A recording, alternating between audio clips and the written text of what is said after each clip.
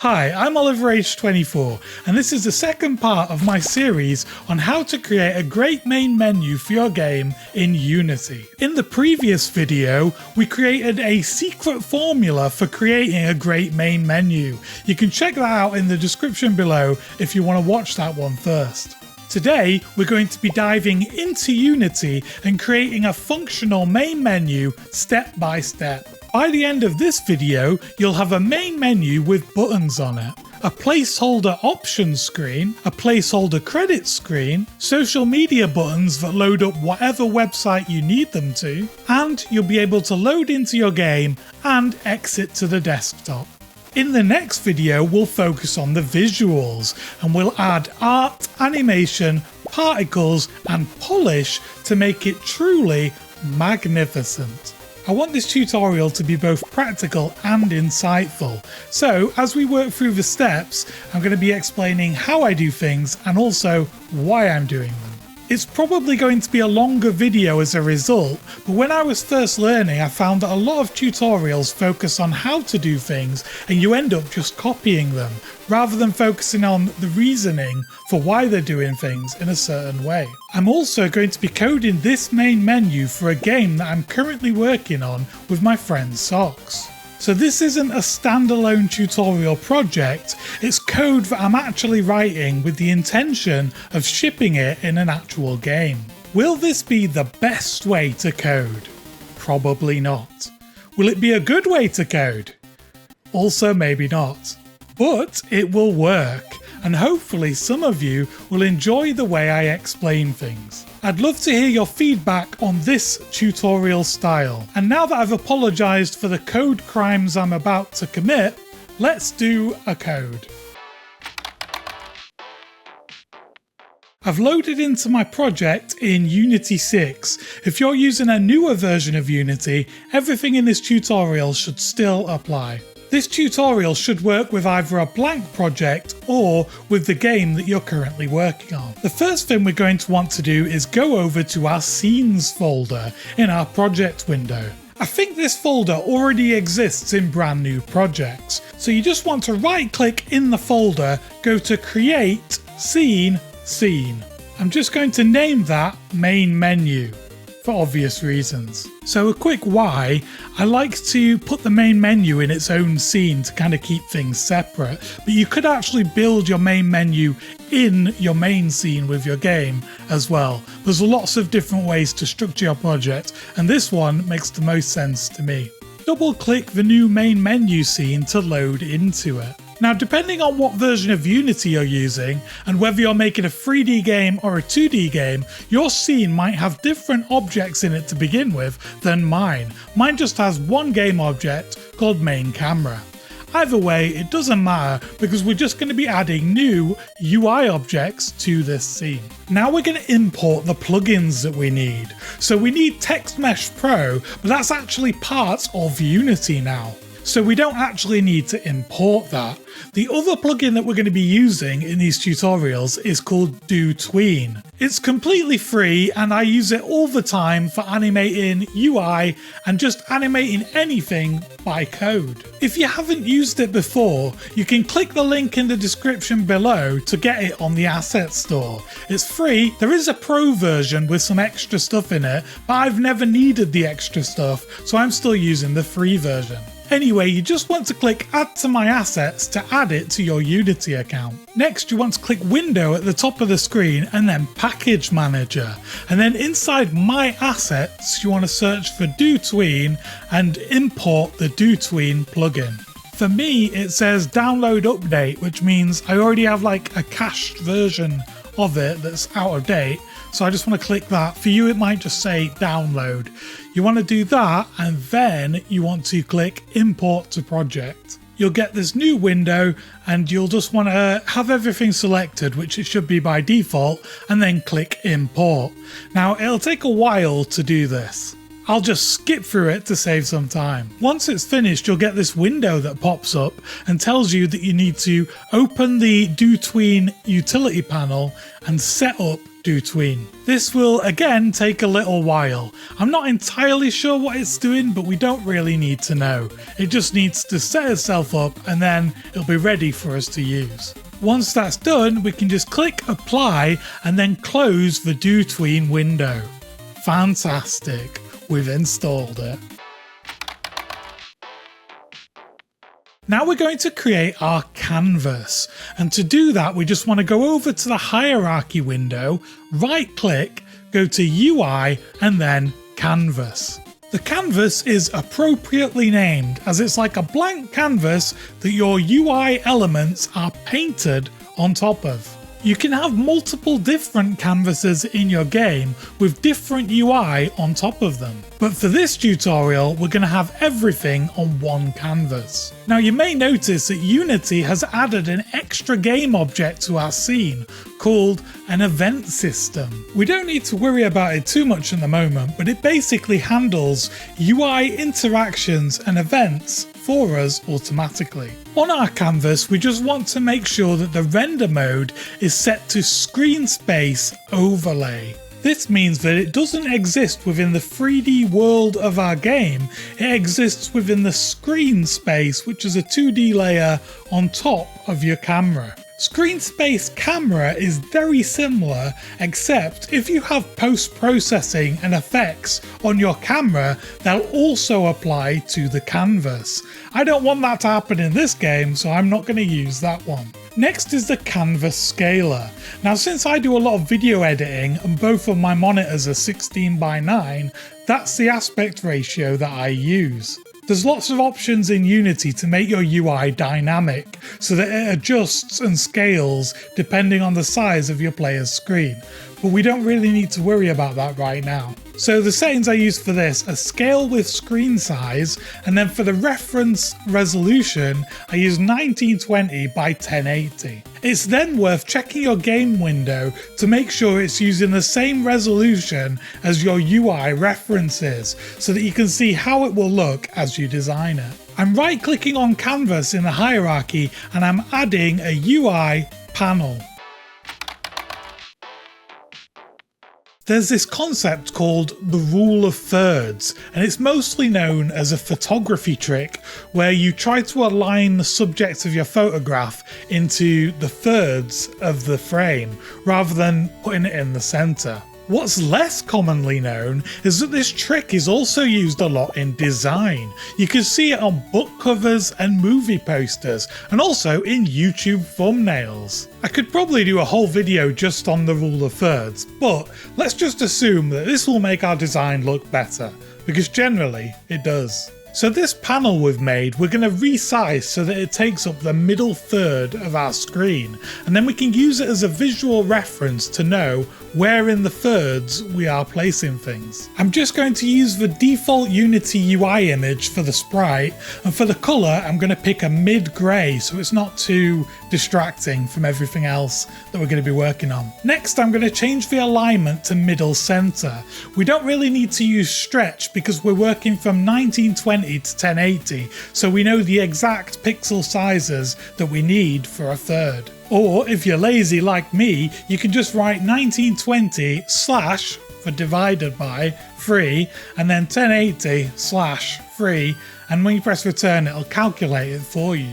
So just by visually looking at this rectangle, you can see where the thirds would be on the image. So you can see the horizontal thirds and the vertical thirds as well. When it comes to adding our text and our buttons, you can either make them hit the corners of the rectangle or be centered within the thirds themselves. There's lots of ways to do it, and obviously you can ignore this entirely. It's up to you. I personally really like rules and tricks and hacks like this that help you make something that looks aesthetically pleasing without having loads of artistic skills. Next, I'm going to make a placeholder logo for our game. I'm going to do this by right-clicking in the hierarchy, going to UI and then TextMeshPro. Next we need to pick some fonts for our game. I might do a whole video about fonts at a later date, but for now it's generally a good idea to pick two different fonts for our game. One we're going to use for titles, which is usually a display font. It's usually a bit fancier and kind of matches the style of the game more. The second type of font is a non-display font, and that's for your body text, so any large paragraphs of text on your buttons, anything that basically wants to be as readable and easy to understand for the player as possible.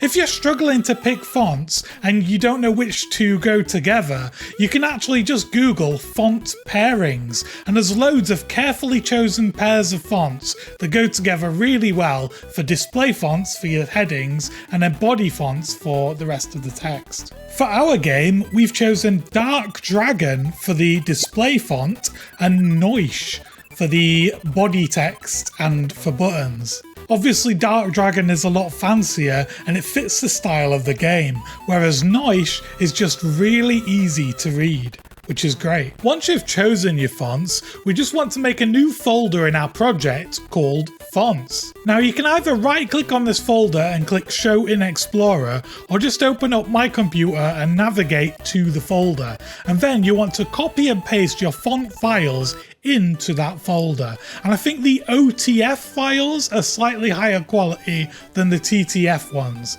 although I don't think there's much in it.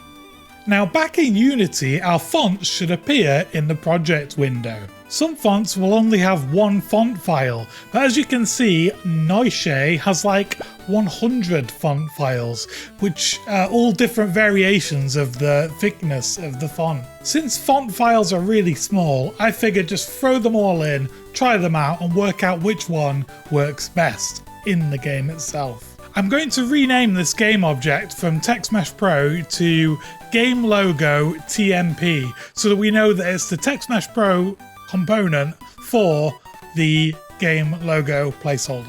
So if we scroll down on this game object, we can see a TextMeshPro component, and on there is a text box to write the text that you want to appear on the UI in your game. So I'm just going to write, "This is the game name." Now this window just appeared for me on my second monitor, so you want to click the Import TMP Essentials. If you already closed it or it didn't show up for you, don't worry, you can just go to the top of the screen on Window and then TextMeshPro, and then you can see it there, Import TMP Essential Resources.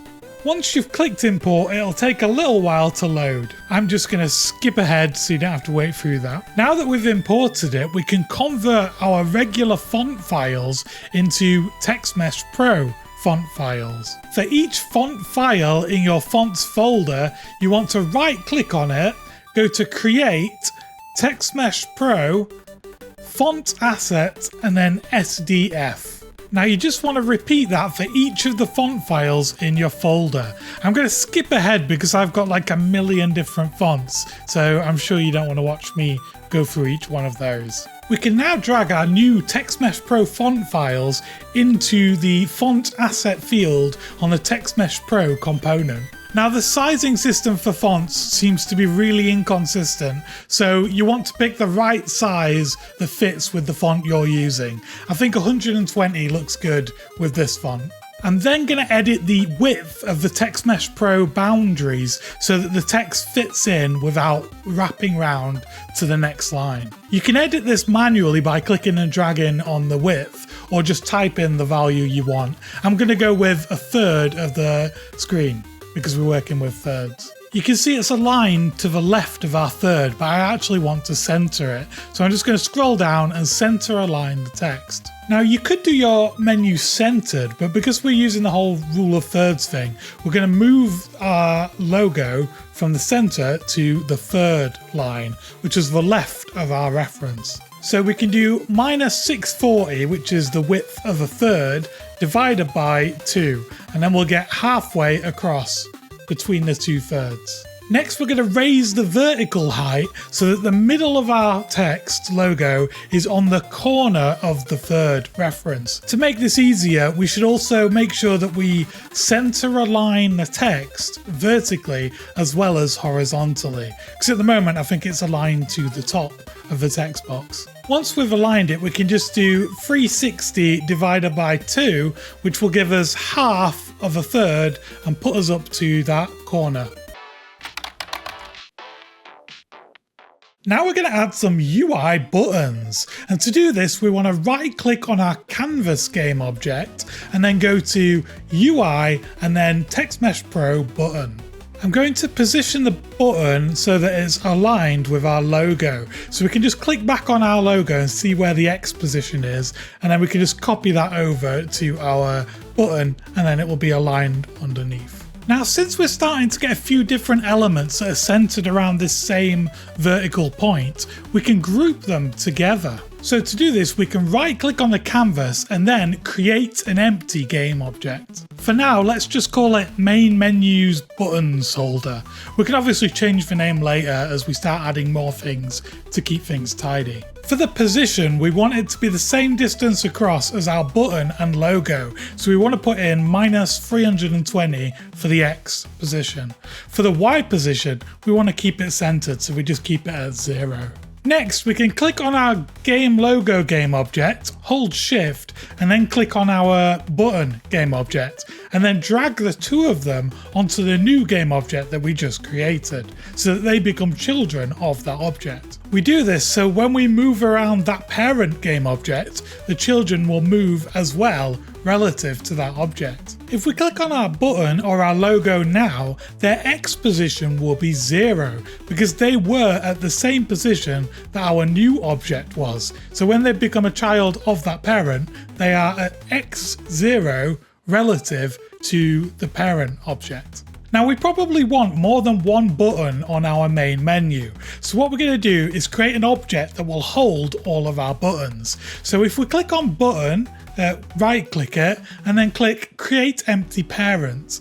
We'll then call it button holder since it's going to hold all of our buttons. When we're editing our buttons, we could either have them all as individual buttons and then we'd have to make changes on each of them every time, or we can turn our button into a prefab, and that way when we make changes, the changes will be reflected on all of the buttons at the same time. I'm making this main menu in a project that I've been working on for a while, so I already have a prefabs folder within my project. If you don't have one, you can just right click assets in the project window, click create and then click folder and just call it prefabs. Next, you can right click the prefabs folder, create and then folder, and we'll create a new folder called UI elements. Now, to make our button into a prefab, we just click and drag it from the hierarchy into the folder in the project window, and the text will turn blue in the hierarchy,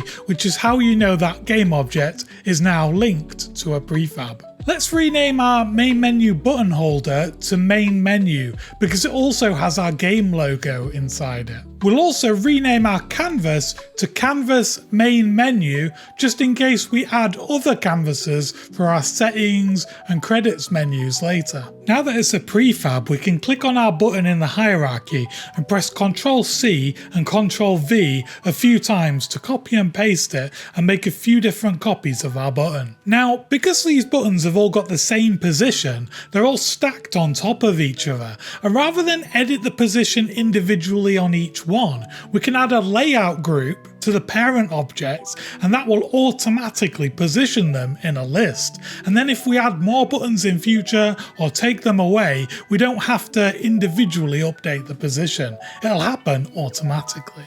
Now I'm going back to the button holder game object and I'm adding a vertical layout group because our buttons are going to be stacked vertically. Next, we're going to add a content size fitter, and it is a bit confusing, but it basically resizes an object to fit all of its children objects inside of it. Since our buttons stack vertically, we want to change the vertical fit on the content fitter to be min size. Now, I would explain the difference between when to use min size and when to use preferred size, but I actually don't really know the differences between them. I know they work in basically the same way, and min size does what we need it to do, so we're just going to use that for now. Next, we need to go to our first button game object, and we're going to add a layout element component, and that will work together with the layout group and the content fitter to resize all of our buttons dynamically. Now, the height of our button currently is 30,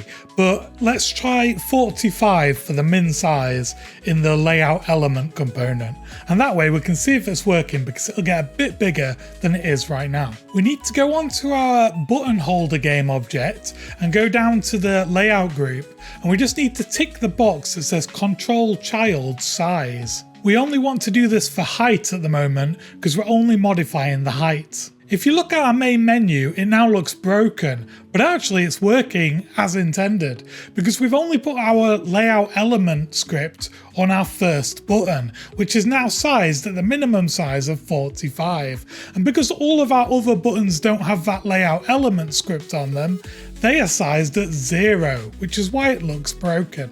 Now that we know it's working, let's change our minimum size back to 30. Once we've done this, we want to save these settings to the prefab so that the other buttons update the same. So to do that, we just scroll all the way to the top of the button game object, and then we go to overrides and click apply all, and then that will save them to the prefab. And then, just like my t-shirt changed, all of the buttons in the scene should have changed too to update to the new prefab. The buttons are very squashed together, so let's add a bit of spacing on our layout group, and that will space the buttons apart. Our buttons are looking quite small, and we can change them all in one go by going to our first button, going to the layout element, and then changing the minimum size. Then, once we've changed this, we just need to apply those changes to the prefab. Now, because of our prefab and our layout group and layout elements, everything is automatically resized to fit these new buttons. Hopefully that shows why I find it useful to set this stuff up first, and then it saves you time later on. Our buttons are currently centered vertically on the screen, which means they're overlapping with the game logo. So I'm going to lower that down to the bottom left hand corner of our third reference. Our game logo placeholder is on the top left corner. So if we look at that's Y position, which is 180, we know that the bottom left position is minus 180. So just to recap, if we want to add more buttons to our main menu, we just duplicate the prefab and it will automatically scale and position everything for us. If you want your menu to be centralized in the middle of the screen, you just have to move the parent object over to 0 and it will be in the center. Next, let's slightly improve the look of our default Unity buttons so they look a little bit more attractive. One quick change we can make is we can swap the font out for our chosen font from earlier. To do that, we just want to go to our button game object and scroll down to the TextMeshPro component. Before we change the font though, I'm just going to change the text to say play, because this is going to be the play button at the top of the menu. Then to change our font, we just want to drag our font files from earlier onto the font asset field on the TextMeshPro component. As we discussed earlier, my font comes with a lot of different variations. I tried all of them out and my favourite one was the thickest one. So that's the one I'm going to use. I also adjusted the font size at this point because the font was feeling a bit small on the button. If you hover over one of the windows in Unity and hold Shift and press the spacebar, it'll make that window full screen. So you can use that to preview what your menu looks like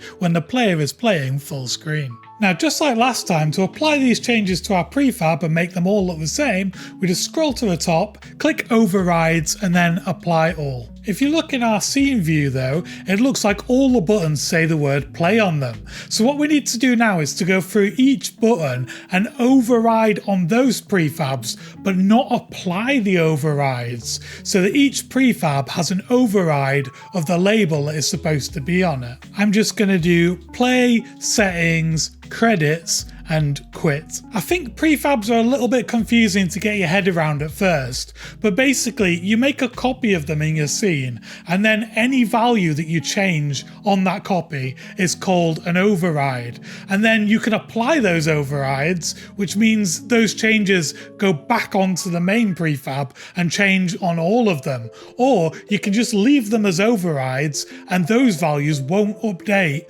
when you make changes on the main prefab. I'm actually going to rename the settings one to options. I feel like those words are used interchangeably, but I think options is more common for the main menu. Next, we can hit play and just take a look at what we've done so far. So we have a menu that doesn't work yet, but if you click the buttons, you can see that they're interacting because they slightly animate by default. Fantastic. Oh, here's a really important tip if it's your first time using Unity. Basically, if you go to Edit and then Preferences and then go on Colors and scroll down, there's one called Play Mode Tint. And if you change that color to like a really bright color, so I always go for bright red, it means that when you're in play mode, the whole of the Unity editor goes bright red. And this is good because while you're in play mode, you can still make changes. And then once you come out of play mode, it forgets all the changes you made. So it's really common to make changes and then lose that work. But if you make Unity a really bright color, you're much less likely to do that.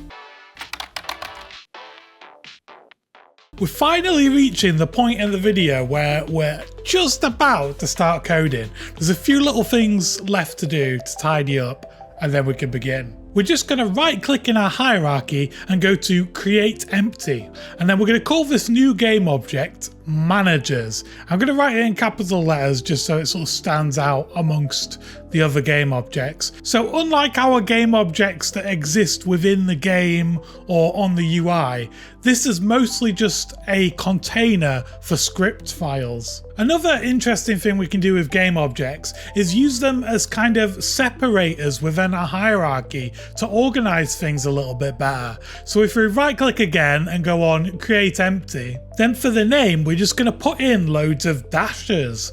And then we're going to use this just as kind of like a line separator in our hierarchy to split our managers from our other objects. So on our managers game object, we're going to click add component and then new script. I'm just going to call it main menu manager because it's going to manage the main menu.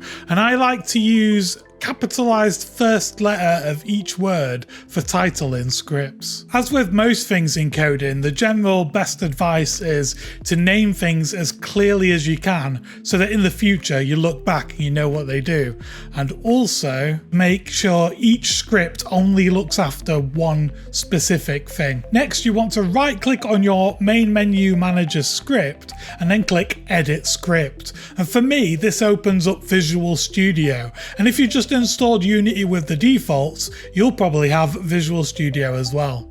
There's lots of other software you can use instead, but I feel like it's a little bit of a waste of time at this stage to go investigate them all, because they basically do the same thing. Controversial hot take for you there, potentially. So, look at us now, our first script. Who'd have thought? So first things first, we can delete the start and update functions from this script. They're placed in there by default from Unity, but we don't actually need them right now. So let's get rid of them. I can do more in-depth videos on coding in C# if you find this useful and want more information. But for now, I'll just very briefly cover what is already in the script, and then I'll explain things as we go. So at the top of the script, you can see that it says using Unity Engine. And I used to find this really confusing and not really know when to add these in and what they actually mean. The easiest way I can think to explain it is it's basically a shortcut. So if you want to use things that are from Unity Engine, like a game object, usually you'd have to type unityengine.gameObject. But because we've added using Unity Engine, we can just write gameObject dot, and we don't have to put in the specific reference. Next, we've got public class main menu manager mono behavior. Obviously, main menu manager is the name that we gave the script file, which automatically means the class is called the same thing. The mono behavior part means that our script, even though it looks empty, actually takes everything from mono behavior. So that's basically like saying our script derives from mono behavior. So it kind of builds on top of what is already there. In order to be able to put our script onto a game object, it needs two things. It needs to derive from mono behavior, and also it needs to be public so that Unity can access it. And a bonus third thing, the file name needs to match the class name.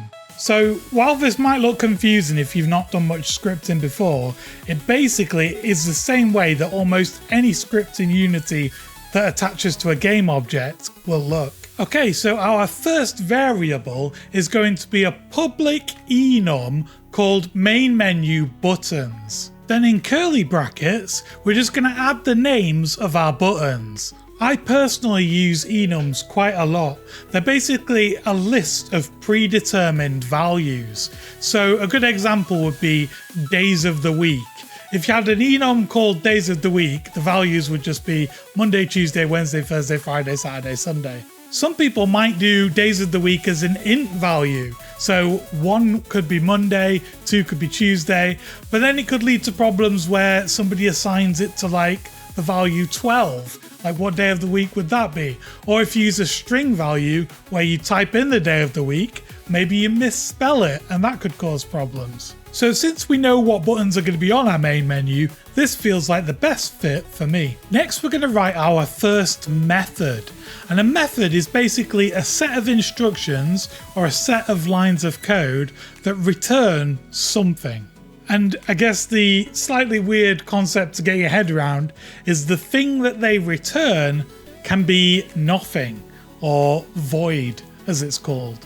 So when you see public void, it means a public method, so it can be called from other scripts, and the void means that nothing is returned back. So our method is going to be public, it's going to be called main menu button clicked, and then we're going to do brackets.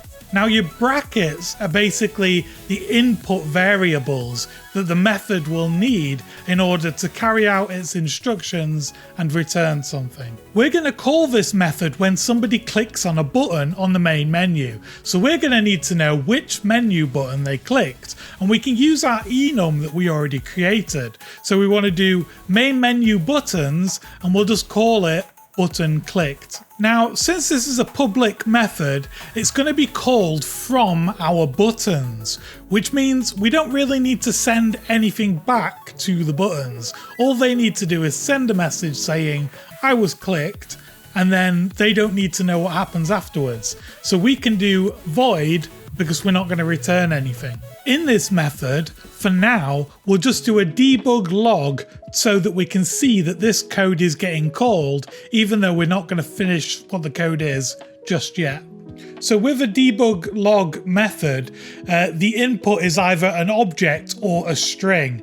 And to just put a string straight in there, you just put speech marks and then you can type it directly into there. So I'm just going to write button clicked colon, and then I'm going to end the speech marks, put a plus, and then I'm going to do button clicked dot to string and then brackets. So another cool thing about using enums is that when we do to string like this, it'll give us the actual string of the value of the enum. So it'll give us either play, option, credit, or quit. And we don't have to convert an int to a string or anything like that. It's just automatically the name of the value, which is great. Now, instead of deleting this debug log line once we know that it works, what we can actually do is add a bool to this script that basically enables or disables debug mode. And if debug mode is enabled, it will do the debug log line. But if not,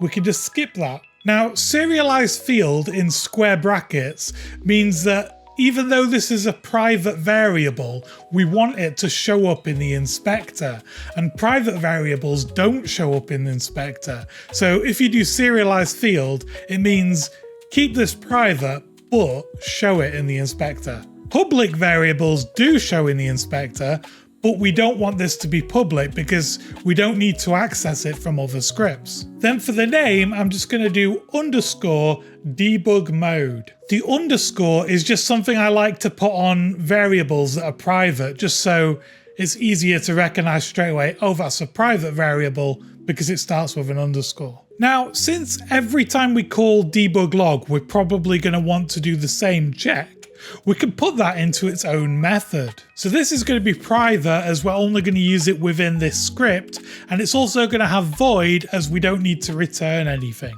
I'm calling this method debug message, and the input is going to be a string, which will be the message that we want to log if debug mode is active. So we're going to do if debug mode, and that's basically short for if debug mode equals true. And then whatever you put in the squiggly brackets happens if that is true. We just want to put debug.log and then in brackets message. Next, we want to scroll up to where we originally put debug.log and change it to debug message. And then we can keep the string the same so that it still sends the string to the method and everything works as it did before. Alright, this is looking good, so we can hop back into Unity.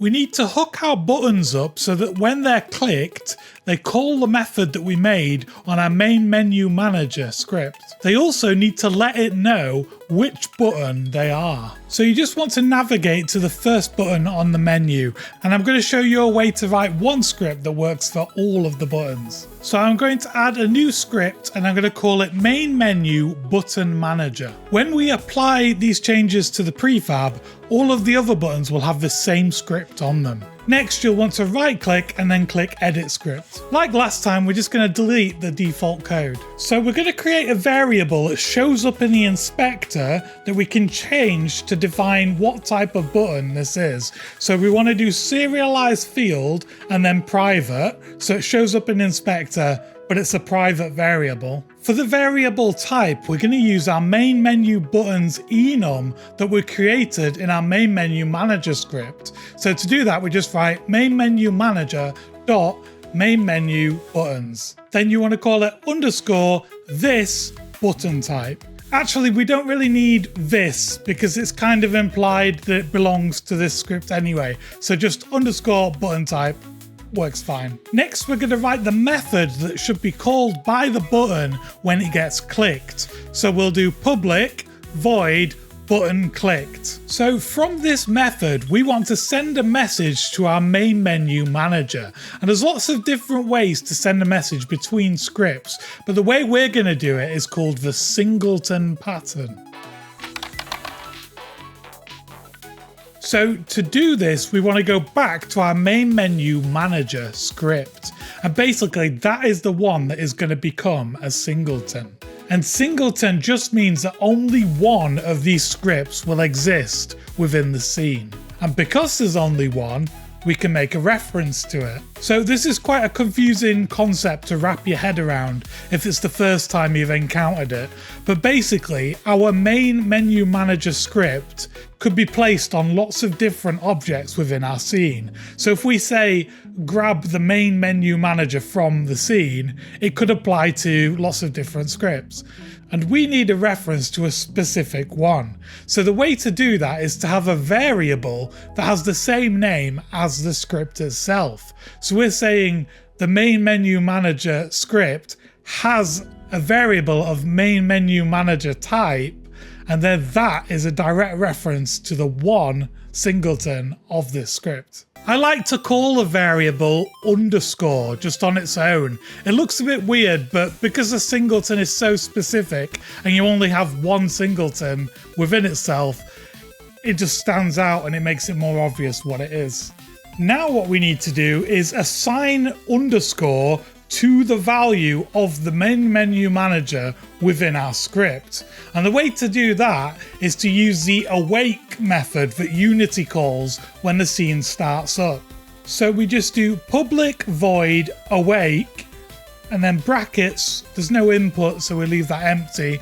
And then in our curly brackets, we just want to do underscore equals this. And then the other part of making this a singleton is we need to check if the underscore is already set, because if it's already set, it means there's more than one of these scripts in the scene. And usually when you're doing singleton, you then destroy any other scripts that are trying to set that value, even though it's already been set. But what we're going to do instead is just do a debug log and send a message for ourselves just to know there's more than one in the scene. And then that way we can fix it when we see that message. But if we destroy the game object, it might cause bugs that we don't really know where they're coming from later on. So instead of just debug log, I'm actually going to put debug log error so that this stands out more, as it's something we really want to fix there and then in the scene. And then for the actual error message, I'm going to put there are more than one main menu managers in the scene, just so it's really obvious what this means. If it happens in like 9 months' time, I'll still be able to understand what the problem is. And then the line at the top that says if underscore equals null means that we're checking if the underscore hasn't been set to anything yet, and then in that case set it to this. Null just means empty. It's the same as void. For reference, here's an example I found online of a singleton for Unity in C#, and it does what I was talking about, where if this instance isn't the instance that's saved as a singleton, it will destroy itself. So as you can see, this is a lot more permanent, and if it happens in the game, it'll just do that and you won't necessarily know that it's happened. Whereas if you put an error message for yourself in future and you see that error message, you know what the problem is and you can go and fix it.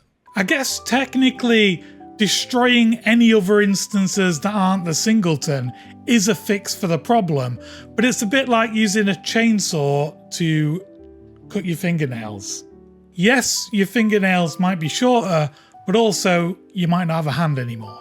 Next, we're going to go back to our main menu button manager script. And in there, we're going to add a new line that says main menu manager dot underscore dot main manager button clicked, and then in brackets, button type.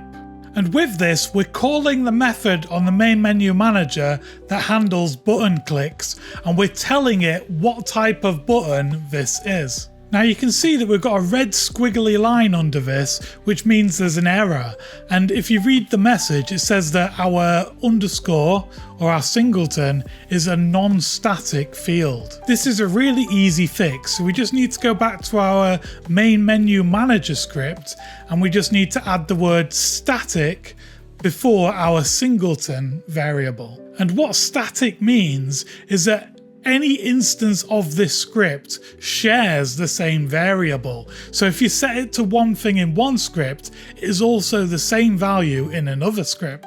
Back on our main menu button manager script, there are now no errors, so the red squiggly line is gone.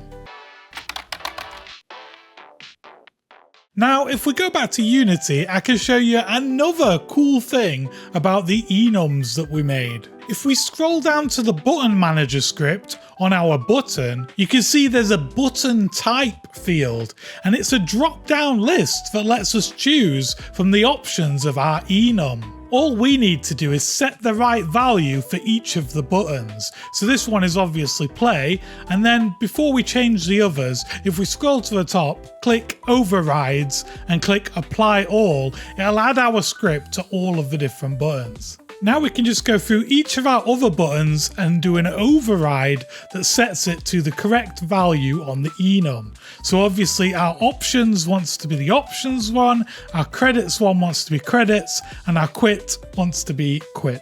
Now, even though we have a button clicked method on our button manager script, it's not currently being fired by anything. So to fix this, we just want to go back to our play button, scroll down to the actual button component, and you're looking for this on click part.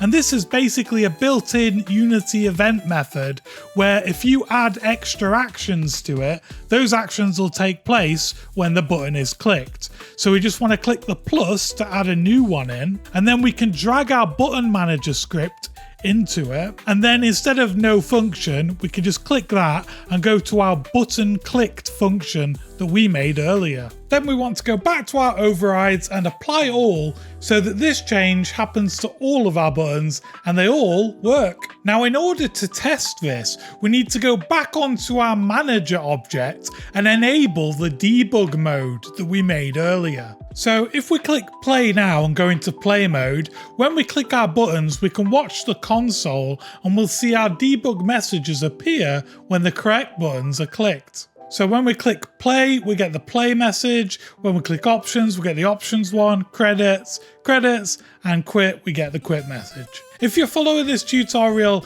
and you don't have these messages or something else is wrong, just leave a comment below and I'll try and help you out. Let's hop back into our main menu manager script and start to code the actual functionality of each of our buttons. So in our button clicked method, we're going to add a switch that will run different code depending on which button was clicked. So code-wise, you write switch and then in brackets you put the value that controls the switch. And then you just want to write case and then the value that you're testing against. So for us, each of the different values the button could be are a different case that we add. And then in each case, it'll execute all the code and then you end with break.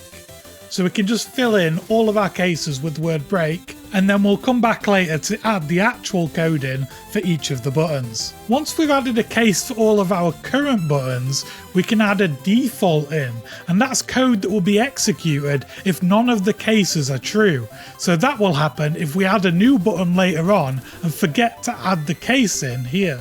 So if that happens, I'm just going to do a debug log and then leave myself a message that lets me know that I've not added the button into this switch. So for the message, I'm just going to write button clicked that wasn't implemented in the main menu manager method. And that should hopefully remind future me what the problem is. So we can add our quit button in quite easily with just application.quit. One thing I don't like about this though is that if you run this code while you're in play mode in Unity, it won't stop play mode. So what you can do instead is do a separate method that will check if you're in Unity, then stop play mode, else application quit. So let's make a new method called quit game. We'll then add the application.quit line. Next we're going to do hashtag if Unity editor application.exit play mode. Then we can do hashtag else application.quit and then hashtag end if. Now this looks a little bit different to the other types of if statements that you might see. And as far as I know, it's a way to write code that is only included in your game if it's targeting a certain platform. So this Unity editor code wouldn't even be in the game when we do a build for Windows, for example. We can also delete this first application quit that happens before the if function because it is now inside the if function. We also want to go back up to our switch statement, and in the case for quit, we can change the application.quit to our new quit game method. I'm just going to align some of these lines up by indenting them a little bit, just so it's clearer and easier to read. Now for our play button, we're going to want to load the next level. So to do that, we probably need to know the name of a level that we're going to load next. So scroll to the top and add a new variable, which will be serialized field and a string. I don't really like using a string for this because there's human error in typing the name of the scene to load, but I'm not sure of a better way to do it, so let me know in the comments if you know one. So I'll probably investigate that another time. And I've just called it _scene to load after clicking play, which is a pretty long name, but I like to just try and make it as human readable as possible. For our play button code, we're going to make a new method called play clicked. And then once we've made this method, we can just call this in our switch code. You don't necessarily have to separate this out into its own function. You could code it directly in the switch statement. The only issue is, as your game gets more complicated and bigger, it'll just be harder to keep up with. In our play clicked method, we can add a new line that just says scene manager .load scene. Then we can load the scene using the string variable that we just created. We now need to go back over to Unity and add our scenes into the build. The longer you work on your game for, the more extra scenes you might have for like testing different gameplay or different versions of levels. And so Unity wants you to add the final scenes that you want to include in your game into the build settings so that it knows which ones to leave out of your game. So you want to go to File and then Build Profiles. Now, while I'm editing this video, I realised that I potentially misread what this screen says. Basically, this screen has changed in the new version of Unity. So on this screen it says, to change the scene list or other settings independently, create a build profile. I read this as, to change the scene list or other settings independently, create a build profile. But I think it means to change the scene list independently or other settings independently, create a build profile. So in the video behind me, I am clicking to add a new build profile, but I don't think you need to do that. I think that's only if you want to override it independently for a specific platform. So I clicked add new profile and then I added a new Windows profile. Next, I went to the scene list and I removed the scene that was already added and then dragged in the two scenes that I have for my game, the main menu one and the gameplay scene. I think that I could have done that without creating the build profile override for Windows. But either way, the main thing is you can't load into a scene unless that scene exists in the build profile. So make sure you add your scene that you want to load when you click the play button on your main menu. One last thing to call out, the scene at the top of this list is the scene that your game will load into first when it's opened up. So usually you'd want your main menu or your intro scene to be loaded first. Now we want to go back to our manager's game object and onto our main menu manager script, and we just want to add in the name of the level that we want to load when the player clicks the play button.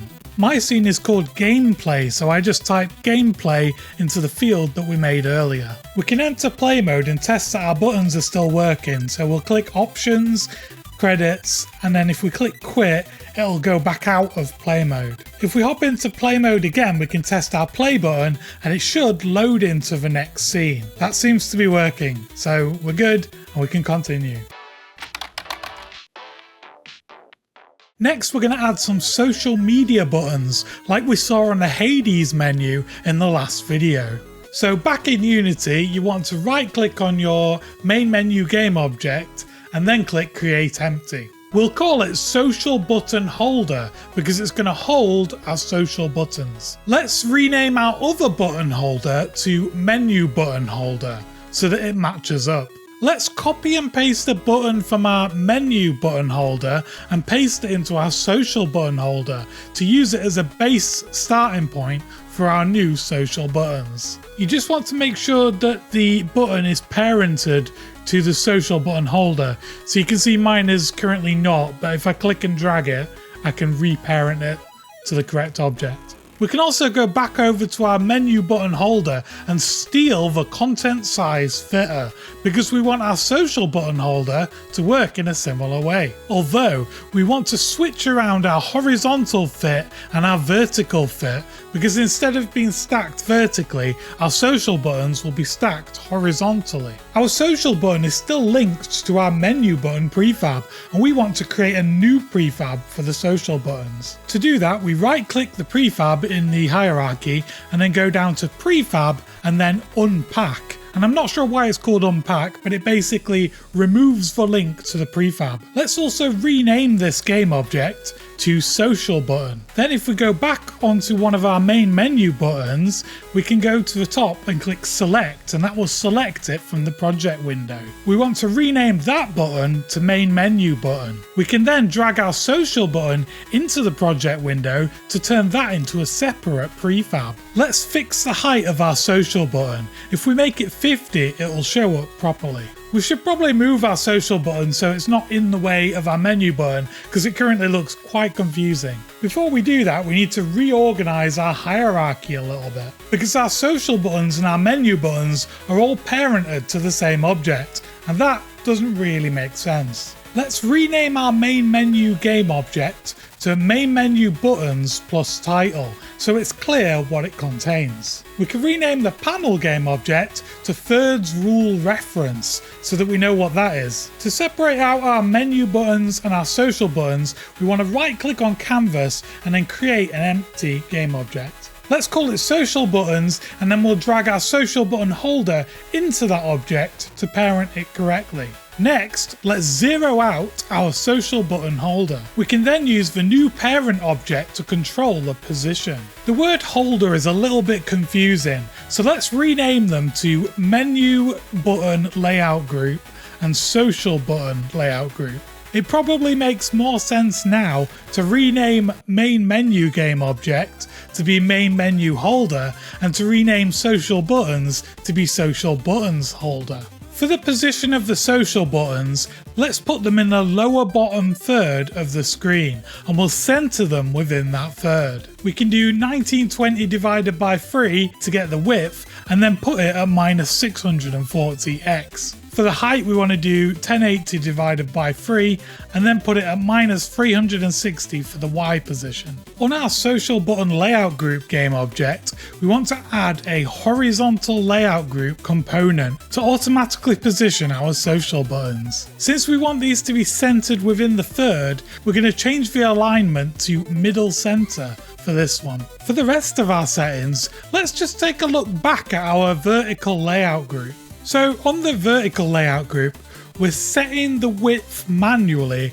and then the height is set automatically by the buttons themselves. If we had to change the width, it kind of breaks and doesn't look very good. If we click Control Child Size Width, it should resize the buttons to fit within the width of this object. So we can now change the width of this object and the buttons will change width automatically as well. Back on our social button layout group, if we enable Control Child Size Height, we can automatically set the heights. Let's use 100 for now, and if we go to the first button, we can change the size to 100 for the width, and then that should be a square. Later on, we'll make it so these buttons are actually icons that represent the websites. We'll also make it so that the text is hidden until you mouse over it, like it works in Hades. Until then, let's just change the text label so it's clear which button is which. Let's call this first button Website. The text we want to appear underneath the button, like it does in Hades. I'm going to skip this bit because I wasted a bit of time getting mixed up between the way stretch works and the offset between the parent and alignment. In the end, the best thing that worked was setting it to middle bottom alignment and then setting -25 for Y and 0 for X. The width is 200 and the height is 50. Then whatever size you size the button, the text will always sit nicely underneath. I'm then going to apply this to the prefab so that we can copy and paste it to make more social buttons. Next, if we go back to our layout group, we can add some spacing to space them out a little bit. I think 20 pixels is the spacing we had on our main menu buttons, so let's go with that for these as well. We can then override the text on our other buttons. So for the second one, we might want a link to Twitter. I'm not going to call it X, and I never will. Then we'll do a YouTube one. Obviously, add as many as you need for your game, and don't add the ones that you don't need. I'm just going to use these for now so that we can get it working and worry about the actual links later on. With our social buttons in the middle of the bottom left third and our menu buttons on the edge of the first third, it's looking a bit weird. So I think we should move everything so that it's center aligned in the first vertical third. Here are some existing designs that might be good inspiration for this. So if we go back to our main menu holder, we can shift that across to the left. If we just change the X position to -640, it will align it with our social buttons. We can then position our logo into the top left third by putting the Y value at 360. We can then put our menu buttons into the middle left third by putting their Y value at 0. This looks good to me for now, and it's placeholder anyway, until we start adding the art and polish in the next video. I think a lot of game dev is just improving different areas of your game over time. The more cycles of finding things to improve and improving them and finding more things that you complete, the better your game will be. So one good tip is to just move quickly, and you can always come back to things later and improve them as you do more cycles around. In terms of the code for our social buttons, they currently have our main menu button manager scripts on them. So we want to remove that, and then we're going to add a new script that we're going to call social button manager. Once we've added that, we can right click it and then edit scripts to load it into Visual Studio. This script is going to be almost identical to the main menu button manager script, so we can delete the default Unity code. Then if we just hop over to our main menu button manager script, we can copy and paste that code across. We'll want to change this part where we call main menu button clicked, and also we'll want to change the enum from main menu button to social button. So let's go over to our main menu manager script first to make those changes. So at the top we have our main menu buttons enum, and we want to basically copy that and do a new social button enum. We want that to be public so that we can access it from our social button manager script. For now, I'm just going to add 3 placeholder values for the enum. I'll add website, Twitter, and YouTube. You can always edit, remove, or add to these later on. Next, we'll make a new method that's similar to our main menu button clicked method. We'll call it social button clicked. Again, it'll be void because we don't need to send anything back. And it needs to be public because we'll be calling it from our social button manager script. For our input variables, we'll need a social buttons, which is our new enum that we made. We'll call that variable button clicked again. Now, since all of the social buttons have basically the same functionality, they just load up a website, we can code this slightly differently to how we did the main menu buttons. We can add a string variable in, and then we'll do a switch to change the value of the string, and then we can load the website of the string. So if we do a case for socialbuttons.website, for now we don't have a website for our game, so I'll just put in google.com. And then you can type to do to give yourself something that you can search for later to remind yourself that you still need to do this in the project. Then we want to break out of that case. Next we'll do socialbuttons.twitter. And for that I'll just use my Twitter profile for now. Once you've done that, you'll want to break, and then we'll do a case for YouTube. For this, I'll just put my YouTube channel for now and then come back to it later once we have one for the game. Like last time, we'll add a default in which will catch any case that we haven't covered above. So if you add a new button in later, it'll catch that. In the default case, we'll just add a debug.log error, and the error message should just remind us that we've not fully implemented this social button. Now that we've got the correct website link, we just need to call application.openURL and pass the string into it. We can also do an if function to make sure the website has actually been set to something different, because if it's still speech marks, that means it's empty and hasn't been set. Exclamation mark equals means doesn't equal. So if it doesn't equal, this returns true and it carries out the code in the brackets. And if it equals false, it'll just skip that code. Let's go back to our social button manager script and we can add our new method and our new enum. So we'll rename the variable for main menu buttons to social buttons. Then we want to update our method to use the social buttons instead of the main menu button. Lastly, we need to go back into Unity, and then on our social button, if we scroll down to the onClick method, you'll see that it now says missing.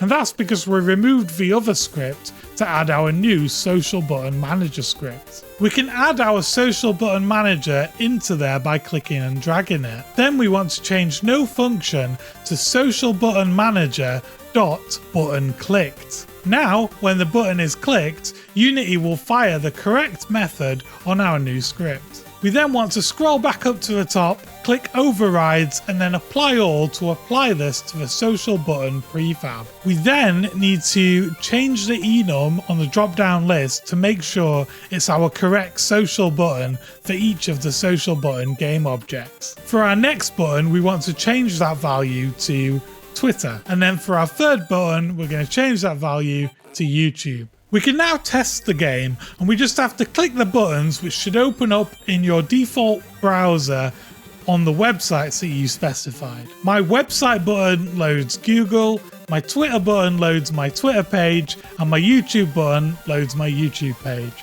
So this is all working correctly. Our play button and quit button work, but when we click options and settings, currently nothing happens because we haven't coded that bit yet.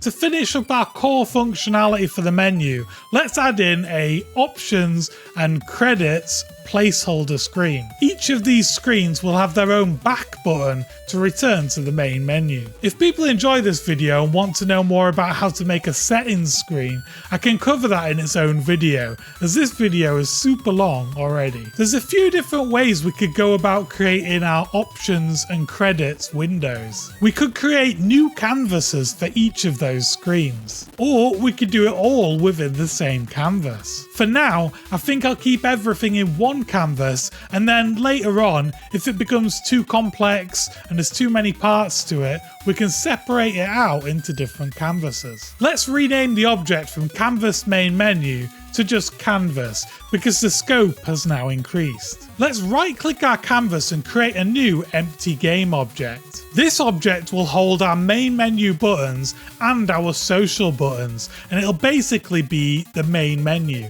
So I've just renamed it to main menu, and I've set the size to 1920 by 1080, which is the size of our canvas. Having everything on the same game object parented like that makes it easier to disable and enable it, because you only have to enable one object rather than enable all the different parts that make up that one menu. So I'm going to drag the main menu holder and the social button holder onto the main menu to parent them together. Now we want to right click on our main menu again and then click create empty. We actually want this to be parented to the canvas rather than the main menu, so we can just click on it and drag it in the hierarchy to fix that. Let's rename this to credits menu, and then let's resize it to be 1920 by 1080. We can now disable our main menu to give us a clear canvas for our credits screen. For our back button, we can copy and paste one of the buttons from our main menu. So I'll just copy the play button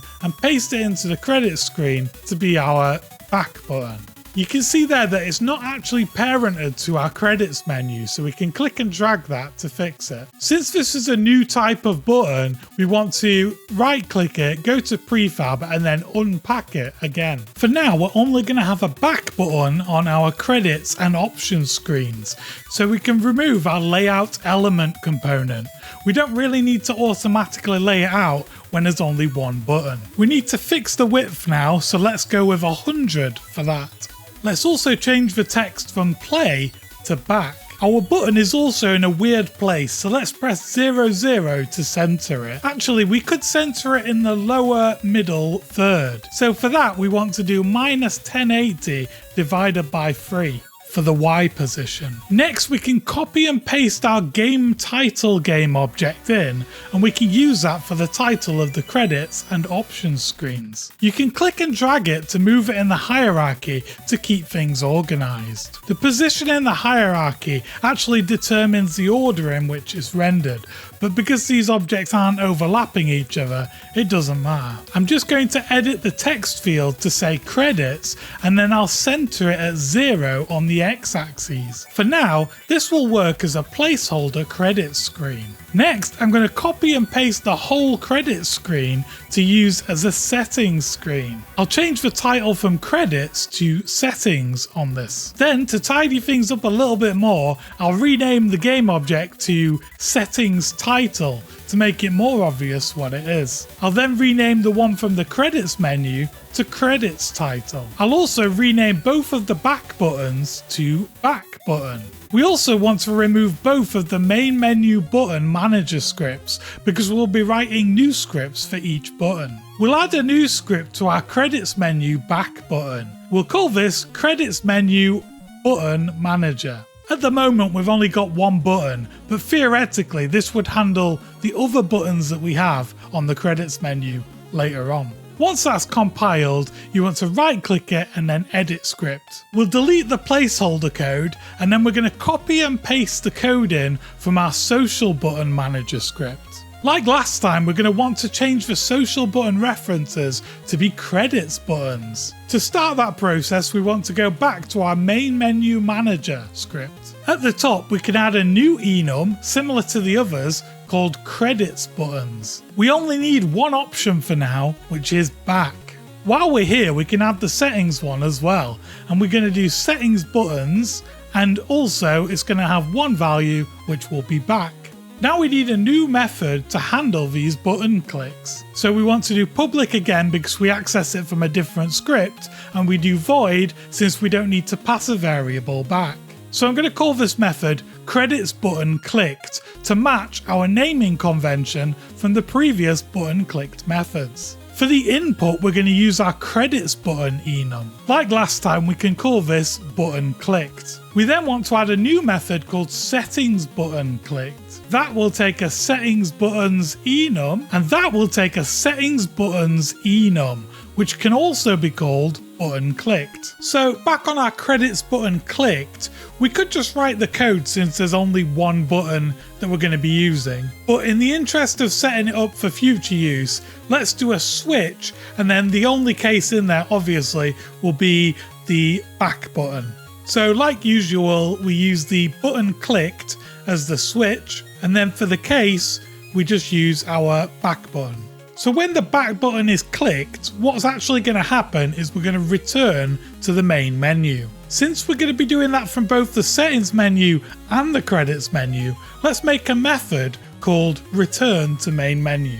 And then we can just call that method from each of our different back buttons. So if the credits back button is clicked, we'll return to main menu. We've got a red squiggly line as we need to add a break to the end of our case. We can then just copy and paste this code into our settings button code because it's basically the same thing. We do need to edit the enum used to be our settings button one instead of our credits button enum. Let's now create a new method for opening our credits menu, and then we'll create another one for opening our settings menu. In order to actually open these UI menus, we're going to have to add some new variables to our script. For this, we're going to use game objects to refer to the actual game objects in the scene, and we're going to want to use serialized field so that we can click and drag them into the inspector. We'll keep them as private though, as we don't need to access these variables from other scripts. Let's name the first one main menu container.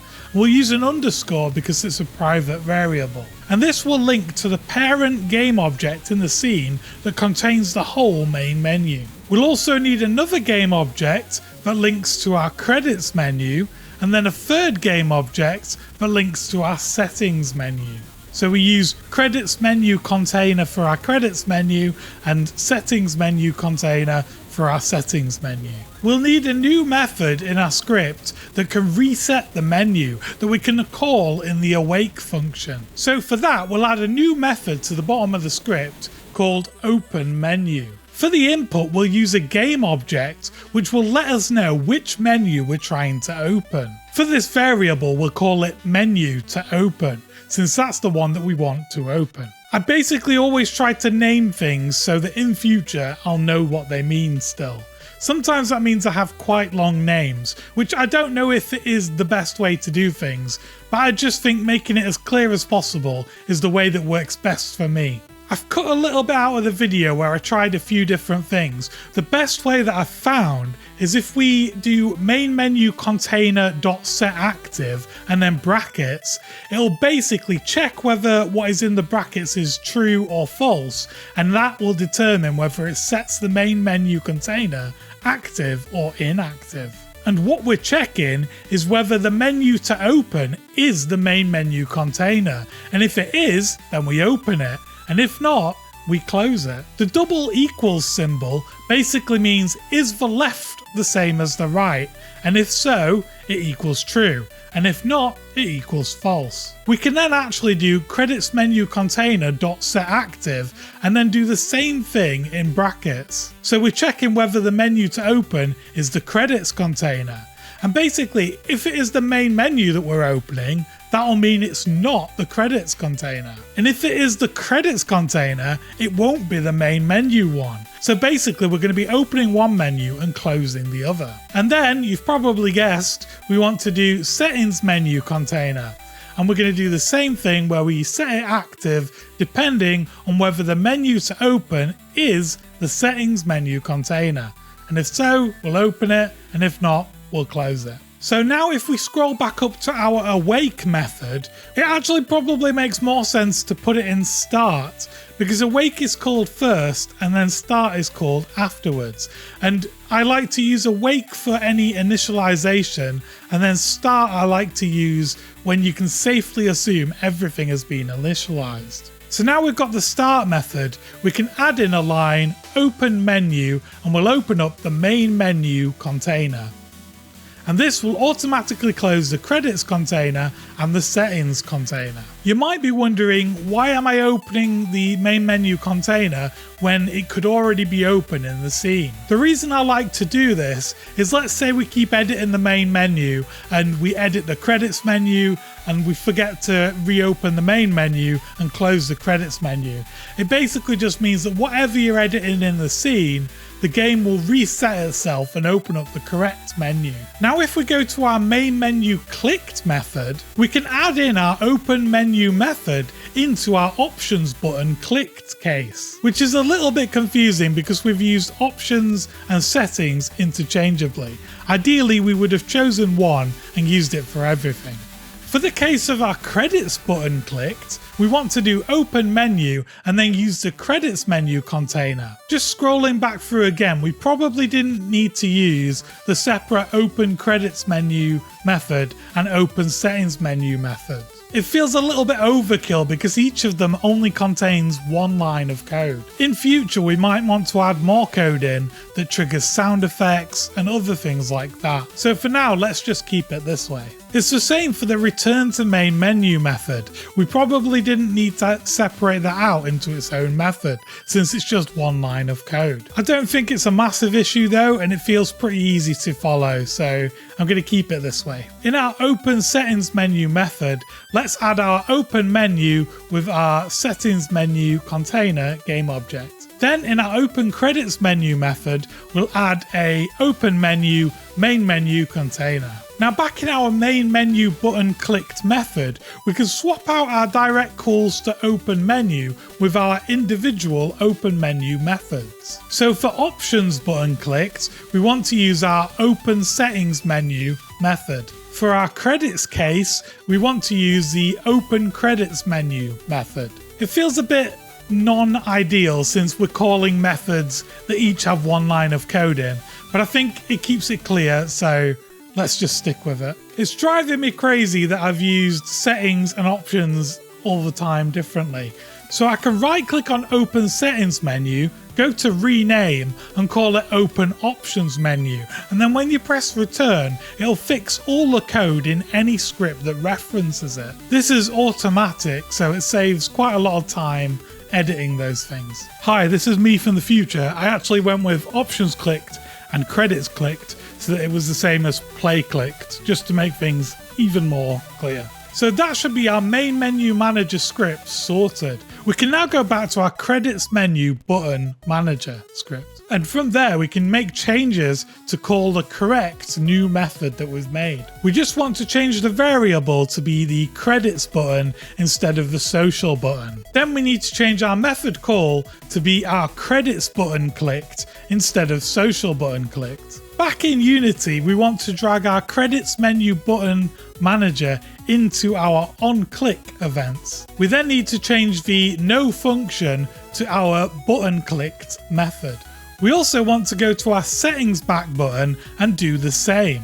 So we're going to go to that and then we're going to add a new component, which is going to be a new script. We'll call this settings menu button manager. Again, this is only going to have a back button for now, but we can expand it in future to add more buttons. Once it's compiled, we'll want to right click and then edit script. And then we're going to copy and paste the code from our credits button manager script. We just need to change the credits button enum to our settings button enum. We also need to change the method to be the settings button clicked rather than the credits button clicked method. Back in Unity, we need to drag that script onto the onClick events for that game object. Then we need to change no function to be the button clicked method on our button manager script. Now if we hit play to test it, it won't work. We need to first go to our manager's game object, and then we're going to have to assign the new game objects that we've created to be our containers for our main menu, our credits menu, and our settings menu. So for these, we just drag them from the hierarchy into the inspector fields. To tidy it up a little bit more, we can rename main menu to be main menu container so that it matches up with our code. Credits menu can be credits menu container. Settings can be settings menu container. Now we just need to finish dragging our settings and credits game objects onto our main menu manager script. I did press play at this point and it wasn't working, so I went back to the code and had a look through everything. I found that on the options clicked method I was calling the open settings menu, but on the credits one I was opening the main menu container. We just need to change that to our credits menu container instead. So now if we go back to Unity and we press play, we can check that everything is working as expected. Now even though the settings and credits menus are showing in the editor, they both close and just our main menu is open once we've clicked play. If we click options, our settings menu opens up. I hate that I've used both words for the same thing. It's probably going to haunt me for the rest of my life. If we click back, we go back to the main menu. The credits button takes us to our credits menu. Perfect. Then we can click back again and we go back to our main menu. Let's just quickly fix the cursed settings menu screen. So if we go to our options button on our main menu, which is the second button, we can change the text label to say settings. We also want to turn off our rules of third reference because we don't need that right now. If we change play focus to play maximized, we can see how it looks full screen. So here is our working main menu. We can click settings and it goes to our settings menu. We can click back, we return to the main menu. We can click credits and we go to the credits screen. We click play and it goes to our next scene. Wow, we've finally reached the end of this video. Even though it's just over an hour long, it's taken about 3 weeks to cut it together. I basically recorded the screen capture first, then I wrote a script explaining how I'd done it, and then I recorded voiceover and edited it together with the footage. You can see here there's over 320 separate recordings of voiceover, which is ridiculous. This is what the timeline looks like in Adobe Premiere. horrendous. Let me know if you've enjoyed this style of tutorial though, because I would be up for doing more in future if people find it useful. Also, let me know if you'd like a tutorial on the actual settings menu itself and how to code that. The next video in this series will look at adding art and polish to our main menu. And if you got this far, please comment the word frog so that I know at least one person saw it all the way through. Please hit like and subscribe for more videos. Thanks for watching. Goodbye.